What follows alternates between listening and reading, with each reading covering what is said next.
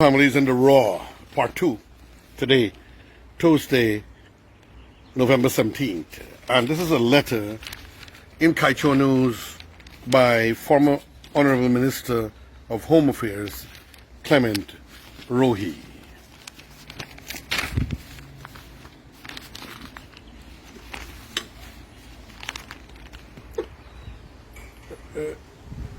News that the government of Guyana, in collaboration with the European Union and United Nations, has launched a $1 billion project to combat domestic violence is to be welcomed on the eve of International Day Against Domestic Violence. At a function to launch the project, Minister Vindia Pusod was reported as saying, "We must ask ourselves why violence continues to be pervasive and persistent. The heartrending cries of women who are beaten, chopped, stabbed, raped, brutalized, and yes, killed in the most horrific form of gender oppression has propelled us to embark on a pivotal partnership with the UN and EU, significantly improve the conditions of women, foster their empowerment, and work to prevent and eliminate all forms of violence," Clement Rohee says. Ladies and gentlemen, I grew up in a home where I saw my mother brutalized. And I saw many women brutalized. Horrific and terribly painful to see what a child has to witness, the physical and mental brutality of a woman. It's horrific and always very depressing. And to see what's going on now more in modern civilization, from then to now, we have gotten worse as a nation when it comes to brutality against women. Ladies and gentlemen, the most horrific things are happening. Let's go back to Clement Rohee. The minister, or former minister, went on to call on the public to not hesitate to report cases of abuse.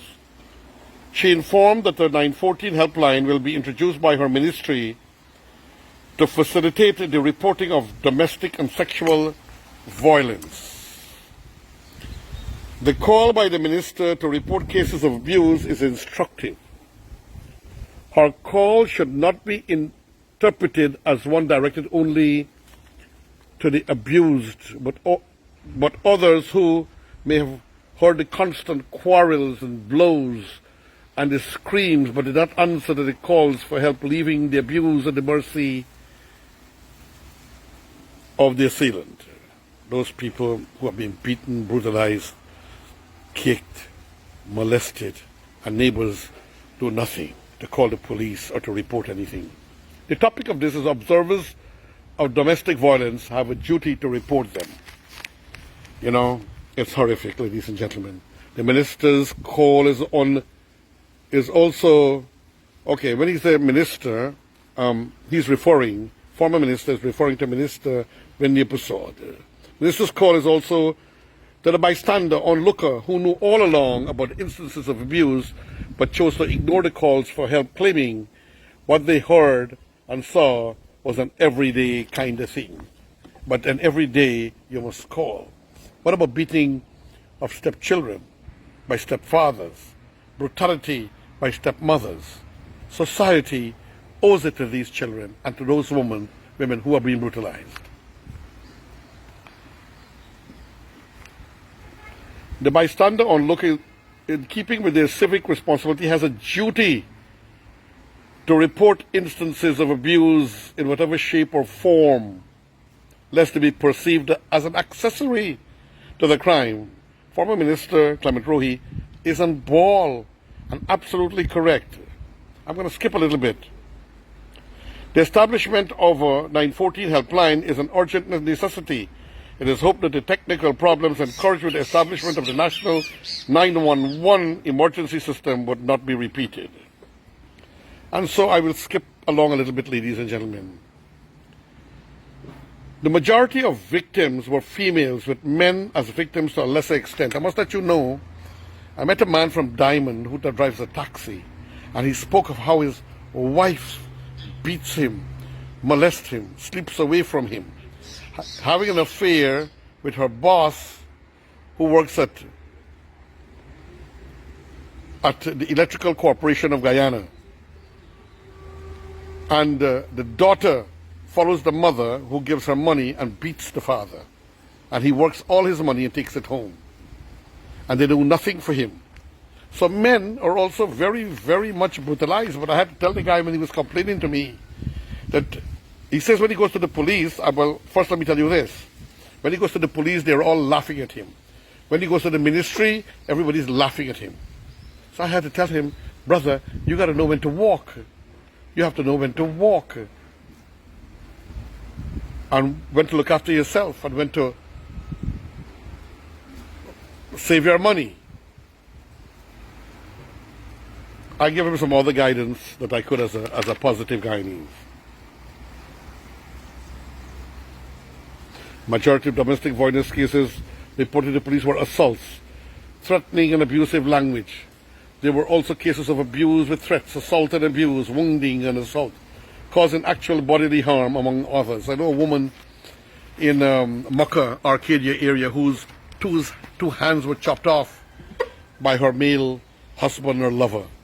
And still in the end she forgave him. How can she clean herself, her private parts?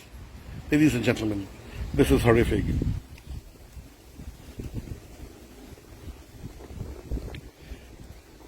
Actions taken by the police included taking statements, warnings, arresting and charging and placing them before the court.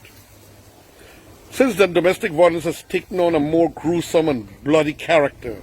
Thus far for 2020, in January, Bibi Shahida Ali, called Annette from Crane West Coast, Demerara, was stabbed multiple times to death by her husband. Hear that? Her husband, whom her parents gave him to for protection and love. While she slept, in what she slept, you know, I recall a few years ago another man in Campbellville area took his gun and shot his wife while the poor lady was sleeping in her head. Can you imagine that, ladies and gentlemen? Can you imagine that? Because the lady wanted to divorce him. She would want to divorce him if she was happy.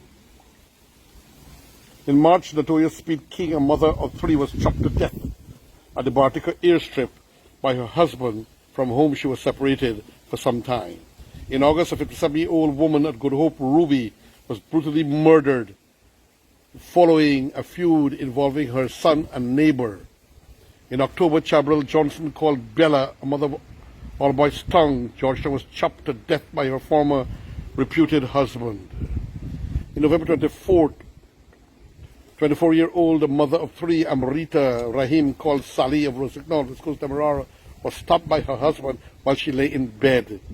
Ladies and gentlemen, oh God, mother, women, who creates life, who is God on earth according to the scripture, whom God put the power of creation of humanity. You know, Clement Rohee has touched on a very beautiful article here. It shows his class as a gentleman.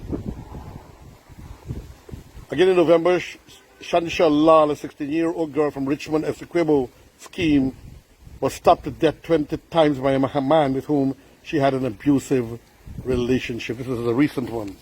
A 16-year-old child, she ended up with the man because of what? Poverty. Poverty, ladies and gentlemen. Our country and our people and our priests should be trained as social workers to ensure that these people get protection, and it could never happen.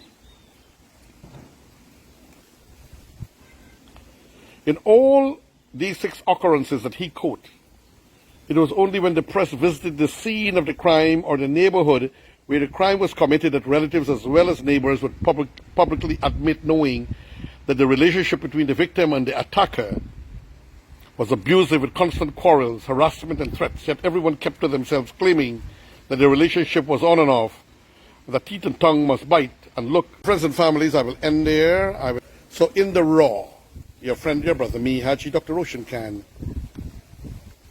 RK's Guyana Free Media, November 17, 2020, giving you some updates in Guyana and the brutality, according to Clement Rohee, of our mothers, our sisters, by many. Let us look out also, ladies and gentlemen, for stepchildren and children, even who are abused by some parents, especially stepchildren, and abused by stepmothers and stepfathers. Anyway, there is abuse, pain, and horror. We must inform the authorities, friends and families. Farewell. God bless you all. Thank you for your time and for sharing yourself with me. Farewell.